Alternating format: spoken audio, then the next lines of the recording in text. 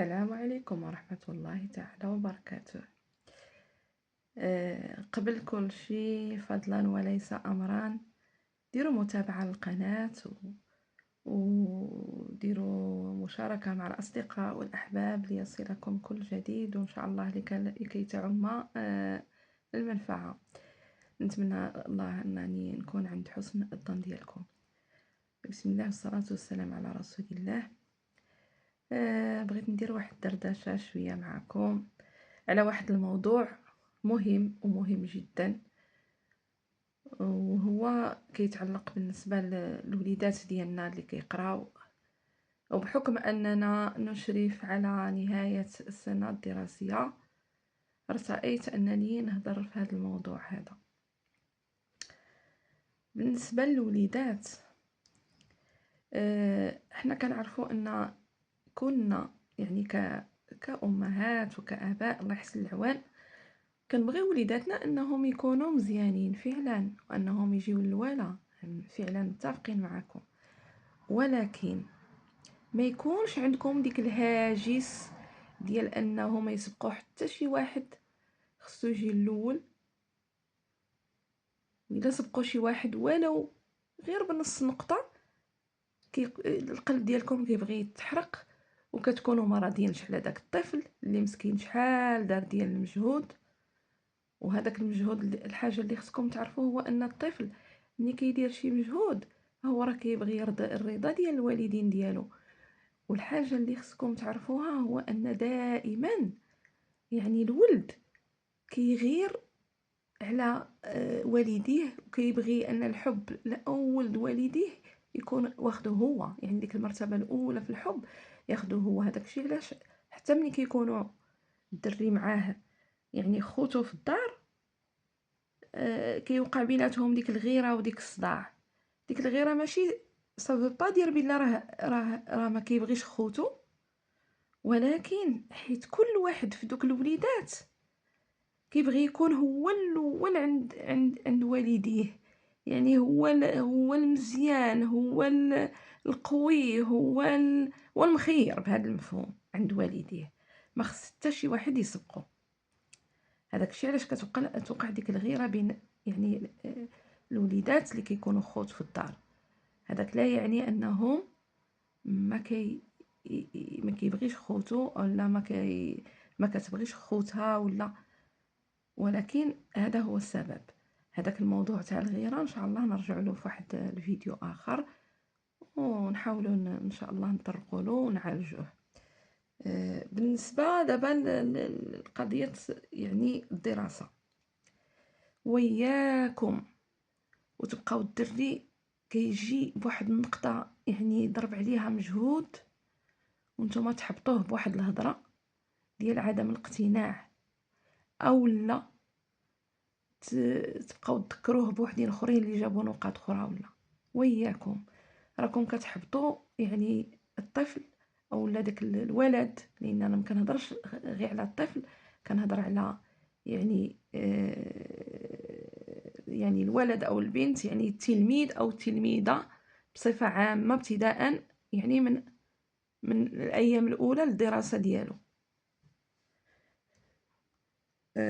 وخصوصا ديك المرحله يعني الاولى تاع الابتدائي.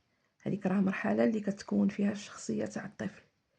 اذا اي نقطه جاب عليها الطفل، جابها لكم الطفل ودار فيها مجهود، فضروري اننا نتمنوا المجهود ديالو ونشجعوه باش يزيد القدام. لان الا شجعتيه في هذيك المرحله فهو شخصيته راها كتقوى. راكم ما كتعرفوش هادشي، داكشي امور كتطرى داخليه، يعني ميكانيزمات داخليه كتطرى على النفسيه ديالو، وبالتالي كتقوى الشخصيه ديالو، وغادي يفرحكم من بعد. يعني غادي يكون واحد يعني الدري اللي ما كيخافش من الامتحان، واحد الدري اللي يعني قوي، واحد الدري اللي عنده ثقه من نهار اللي كيمشي للامتحان بانه غادي يحصل على النقاط حسب داك المجهود اللي دار. اذا هذيك الشمعه بحال اللي ما كتطفيوهاش في داك الطفل ولا ديك الطفله. اللي مازال عاد في البدايه ديالهم ديال القرايه. عندكم تبقاو تقارنوا وياكم وديروا داك المقارنات، راه حتى واحد ما بحال واحد. وراه الاطفال كاين بعض الاطفال اللي القدرات يعني العقليه ديالهم كتكون عاد في اطار النمو، وراه ما كتبان داك القدرات ديالهم حتى مثلا يمشي الاعدادي ولا وعاد كيتبدل. تما راه كيتبدلوا، كاين اللي كيكونوا على قد الحال وكيرجعوا تبارك الله مزيانين. هذا الا ما طفيتوش ديك الشمعه ديالو اللي لداخل. اذا ما تبقاوش تقارنوا، ما تقارنوش ما بين هذا وهذا. كاين اللي من الاول كيكون شعله، وكاين اللي كيبقى يطلع بالتدرج، يعني تدريجيا كيبدا يعني يتحسن. اذا ما نطفيش انا ديك الشمعه اللي عند ولدي، ونشجع ولدي ونقول له تبارك الله ولدي هادشي اللي جبتي الله يحفظك. فين انا خصني داك الدري خصني نأنبو او لا يعني نعاقب واحد العقاب اللي هو تربوي. الا شفتو ما كيديرش المجهود، الا شفتو كيتفلى، الا شفتو كيضيع الوقت ديالو اوليو باش يقرا ولا كيضيع الوقت ديالو، هو تما غادي ندخل. كيفاش غادي ندخل؟ خصني ندخل بطبيعه الحال بواحد الشكل اللي هو تربوي، اللي كنقولوا دائما ما يطفيش ديك الشمعه الداخليه. مفهوم؟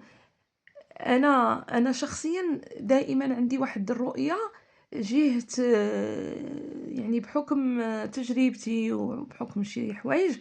المهم كنقول يعني الطفل او التلميذ اللي كنبغي نغير السلوك، نشوف شي سلوك يعني مشين من عنده ونبغي نغيره، ما كنمشيش وننتصر للذات ديالي، لا.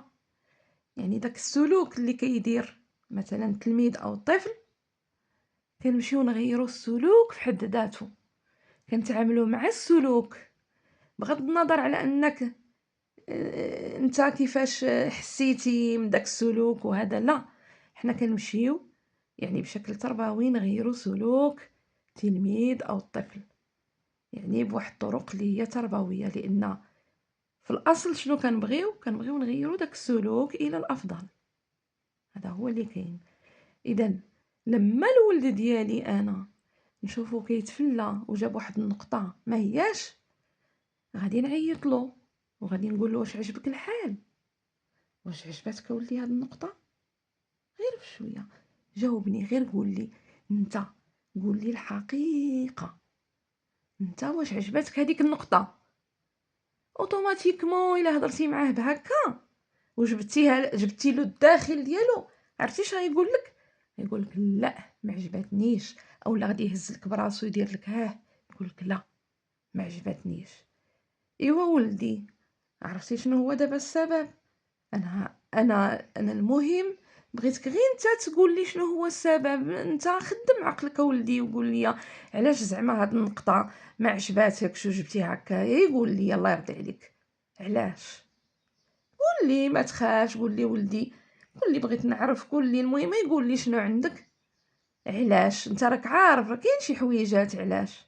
غيبقى هو ساكت لان ما غاديش يرضى انه يقول هو راه عارف. قول له واش بغيتي نقول لك انا، وانت ما خدمتيش مزيان، انت كنتي كتلعب.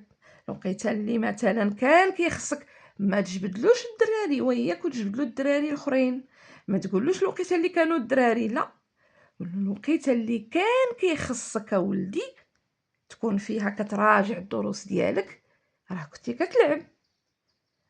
وراه في الحقيقه انت راه ماشي خايب وماشي ما قادش، بالعكس انا كنشوفك قاد انك تجيب نقطه مزيانه، غير هو انت ما كتعرفش تنظم الوقت ديالك. انا دابا نورمالمون انت خاصك يعني تنظم الوقت ديالك، وراك قاد انك تلعب داك اللعب اللي كيعجبك ودير داك الحويجات اللي كيعجبك قاد ديرهم، ولكن غير الا قسمتي عطيتي لهم شي شويه دابا ديال الوقت وعطيتي الوقت للدراسه ديالك، وبالتالي فهمني غادي تجيب لي هاد النقطه غادي تكون حسن. وانا دابا راني تايقه فيك، دابا غنعطيك واحد الفرصه اخرى انك ما تبقاش تلعب، وغادي نعاونك على انك ما تبقاش تلعب. نتفقوا انا وياك ملي نبقى نقول لك سير تحفظ، تهز هذا ونظم، نعاونك انك تنظم الوقت ديالك، غادي هذا غادي تكون معايا مزيان، نديرو انا وياك هاد الاتفاقيه. واش متفقين؟ غادي يقول لك متفقين. الدري راه غادي يبغي، لان الدري في الداخل ديال النفس ديالو راه كاع ما غاديش يكون راضي على هذيك النقطه. عندكم يسحب لكم ان وليداتكم كيكونوا راضيين على ديك النقطه اللي كيجيبوا، راه في القسم كيحس براسو بانه ما جابش نقطه مزيانه، لان كيشوف دوك الناس، دوك الدراري صحابو اللي جابوا نقاط مزيانه، راه كيكون سابقكم، هو سابقالو لقلبو. حيت حتى واحد ما كيبغي يبغي راسو يكون خايب ويكون تحت الناس، ولكن كيكون متقوقع في ديك المساله ديال اللهو اللي لاهياه، وهذا ما كيقدرش يخرج منها. اذا حنايا الا كنا ذكيين خصنا نعرفوا نخرجوا الوليدات من ديك المحطه لمحطه اخرى، ولديك يعني لديك الهيئه لهيئه اخرى، ماشي بدك الطرق ديال الغوات وانت ماشي بحال صحابك وسيادك كيجيبوا النقاط، وولد فلان شوف تبارك الله كي داير، وولد فلانه شوف كيفاش داير وانا ما بقيتش كنقدر نهز الراس قدام هاد العيالات وهاد الرجال، ودرتي بيا وطيحتي بيا وما عرف كيفاش درتي بيا، وانت ما عمرك ما غتكون مزيان، وانت خايب، وانت عطيها غير التفليه، وانت صافي وكذا. عرفتي شنو كتكون كتهدم داك الدري اللي كيكون عنده واحد القدرات ربما تكون هائله. ما تنساش انك انت كتفرغ، ولا انت كتفرغي الغضب ديالك في ديك اللحظه بناء على مقارنات وعلى بزاف ديال الحوايج، ونسيتي بان راك كطفي داك الدري، نسيتي بان المساله بسيطه جدا تتعلق بان نحاولوا ندبروا الوقت مع داك الدري ونساعدوه، ندير واحد الخطه. يعني ضروري يعني تكون عندنا واحد الخطه باش الدري يوصل لديك الهدف اللي بغيناه حنا وهو. هذا هو اللي كاين.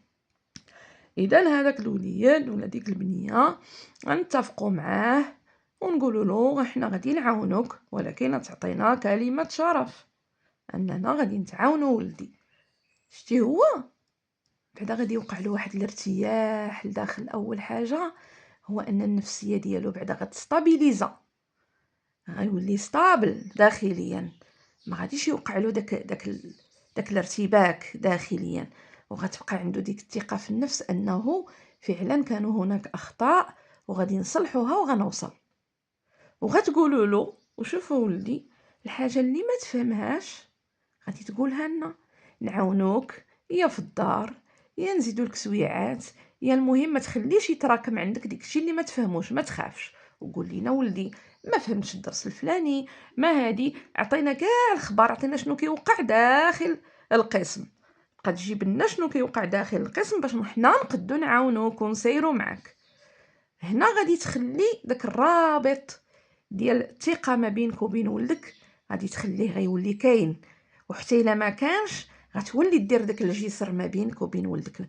حقاش راه معظم الاباء والامهات ما كاينش ميلاتهم واحد الخيط هما ولادهم، ما كاينش واحد الجسر بينهم وبين ولادهم، كتكون بحال قطيعه، هو راه خدام عايم في داك البحر ديالو، وهما راهم عاوتاني في بحرهم، ما كيلاقيهم غير نهار اللي كتجي النتيجه عاد كيتلاقاو. وهذا اكبر خطا هو اللي كيعطي ديك النتائج السلبيه للوليدات. الوليدات لازم لهم من متابعه، كيخص داك لو سويفي ديال الدراري، متابعه تاع الدراري خطوه بخطوه وبهدوء وبثقه في النفس وبتشجيع. عاوتاني نهار اللي يجيب ليا داك الوليد واحد النقطه مزيانه، ماشي هو يجيب نقطه مزيانه كيقولها لك انت ما كدورش حتى وجهك عنده، لا. انا واحد النهار كنت ضيفه عند واحد العائله ديالي، وجات البنيته وقالت لماماها ماما بنتك جابت 20. ايوا فرحي ببنتك بالجهد، حيت ما شافتنيش انا تما، يعني تصرفت بتلقائيه. شوفوا سبحان الله الوليدات كيفاش كيتصرفوا مع ولادهم. ولكن هذيك السيده كتعجبني، كتشجع دوك البنيات، كتشجعهم وواكبه معاهم تبارك الله. مع العلم انهم ما كانوش يعني حتى في الاول في المغرب وجاو وتعلموا ديك اللغه وديك الشيء، سبحان الله ديك شتي الطريقه ديال التعامل مع الوليدات هي اللي مهمه. اذا الله يجازيكم بخير، هذاك الدري ملي يجيب شي نقطه مزيانه ماشي هو جايب نقطه مزيانه وانا عندي الضياف نقول له سير بلاتي، لا اولدي هو الاول الا جا مثلا وقال لي جبت نقطه مزيانه داك الساعه نقول له برافو ولدي، شوفوا ولدي تبارك الله على ولدي، ونبوسو. انا كنت تقول لهم تقولي لهم انا ولدي ما شاء الله عليه كيفرحني وكيدير المجهود. شتي عطيه داك الوقت، شحال غيطلب منك ديال الوقت؟ واحد شويه، كيلكو سكوند، ماشي حتى كيلكو مينوت، وهذا وهو غادي يفرح وينشط وهذا، وغادي يمشي وغادي يبقى يقول غير فوقاش يجي هذا الفرد الثاني، يعني الموالي باش نجيب نقطه مزيانه وهذا صافي. ملي تسالي مع دوك الضياف وهذا واللي سيري عنده قول له راك فرحتيني بزاف ولدي، وعطيه واحد القيمه ديك الايامات، وبدا يحس براسو بحال شي بخانس في الدار في ديك الايامات. هكا كنشجعوا الدراري. وشي مرات مثلا الا كان في المتناول اننا نشري له شي حاجه هكا ولو بسيطه وهذا، ونفرحو ونحسو بحال الامير في الدار.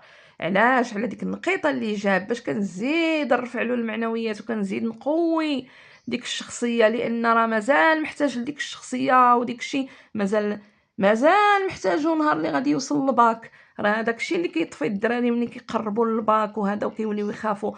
شي داك الترسبات اللي كتوقع في الصغر هي اللي كتوصل للدراري انهم كيتخلع لك في الامتحان، كيبقى يحفظ كلشي كيتمحالو من راسو، وهذا راه داكشي اللي كيدوز في الصغر.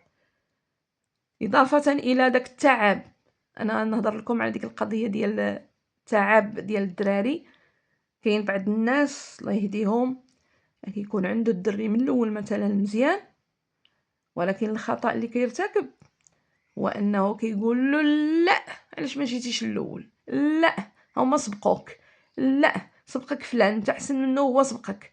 يا ودي واش الدري جاي من الناس الاوائل وانت تطفيه؟ علاش انا غنبقى ندير داك المقارنات؟ الدري لان حنا الدراري ملي كيكونوا مزيانين راهم مزيانين، كيقدروا يتفاوتوا. خصك تعرف هذه، خصك تدخلها لدماغك. راه كيكون واحد هو المزيان ويقدو يفوتوه، وقعات صافي فاتوه في شي حاجه ما انتبهش، هذا شي حويجات بساط كيتفاوتوا فيهم الدراري. اذا هذاك الدري راه كيكون ما جايش هو الاول، ولكن جاي نقاط مزيانه.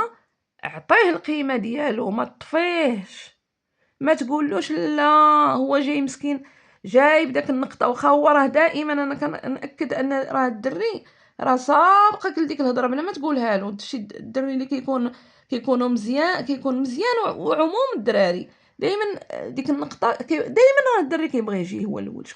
شكون قال لكم ان في القسم شي واحد ما كيبغيش يجي هو الاول؟ وراه داك اللي كيجي التالي مسكين راه كيكون في قرارة نفسه باغي يجي هو الاول، ما قدر لهاش. ايوا علاش ملي يجي نبقى انا نحطمو بديك بحال اللي كندقدقلو النفسيه ديالو؟ ما يمكنش، ما نديروش بحال هاد الامور بحال هكا. الدري جاب لك واحد النقطه وعارف ودار مجهود، سافيفي. دار الدري مجهود، خصنا نشجعوه ونكبروا به وهذا. ومن يجي عندك ما نسولوش، انا عارفه مزيان، ما نسولوش شحال فاتك هذاك ولا شحال دار لك هكا، لا ما تحطموش الدري. الدري جاب لك ديك النقطه، الا بغيتي تسول سول اير، سول هو ما جايبلكش الخبر وما عندك ما دير بها. هذيك الا تسول غير زعما باش تعرف لا سيتوياسيون ديال ولدك وصافي. ما عمركم ما ديروا ديك المقارنات، راه كتخرج عليكم وعلى وليداتكم. خصكم تكونوا مقتنعين بداكشي اللي كيديروا وليداتكم. il suffit باش نكون انا convaincu بهذاك الشيء اللي كيدير ولدي. يعني انا مني الا كنت انا مقتنعه بولدي راه مزيان وولدي دار المجهود صافي، احسن ما يكون انا كيعطيوه مثلا واحد النقط مزيانه ومنفوخه وهذا، وانا في داخل نفسي كاع ما مقتنعه بديك الشيء. انا مثلا ولدي ماشي ضروري يجي الاول وهذا ويكون عنده واحد النقطه اللي هي مزيانه، ومثلا الا كنت قاريه وكنت كنقرا معاه وهذا كنشوفو بلا راه عنده مؤهلات، كنشوفو كيفهم، كنشوفو ديجا الى دي زاكي، كنشوفو عنده دي كومبيتونس. الوغ هنايا ما نحتاجش انا باش نبقى نقلب على الاخرين وهذا.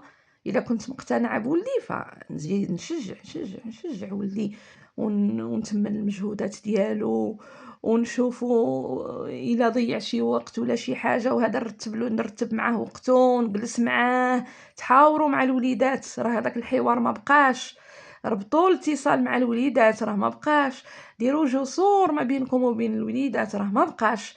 باش هنا كيكون داك الساعه كنعاونوا المدرسه، كيولي الدور ديال الاباء والامهات والمدرسه كيولي في اطار واحد المقاربه تشاركيه، يعني اللي كتنجح يعني لداك المنظومه التربويه. ونتمنى ان شاء الله انني نكون فتكم وقولوا لي في التعاليق واش عجبكم الموضوع، سولوني الا كان شي سؤال، ونتمنى ان شاء الله انني نزيد في هذا الموضوع نناقشوا في مره اخرى. ما تنساوش فضلا وليس امرا ديروا متابعه وتشاركوا الفيديو مع الاحباب والاصدقاء. نتمنى ان شاء الله انني نكون ويجعلها لي ربي في ميزان الحسنات ويرحم لي بها الوالدين، وشكرا.